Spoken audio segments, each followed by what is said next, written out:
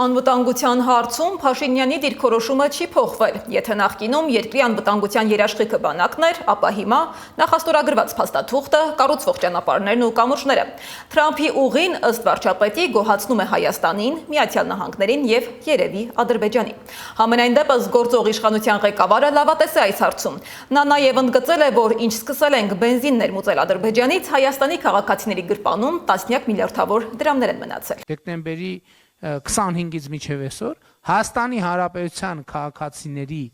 գրպանում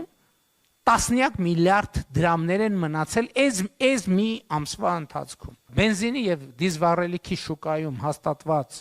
տասնամյակների մենաշնորհելը այդ բանի խաղաթղթերի տնակի նման ուղղակի մեր աչքի առաջ քանդվում են։ Բենզինի համար եռաբլուրը մոռացակ, ես մոռացակ, եմ մոռացակ։ Ոչ, այդպես չի, որովհետև ես ասում եմ, որ զարգացած, կայուն, անվտանգ,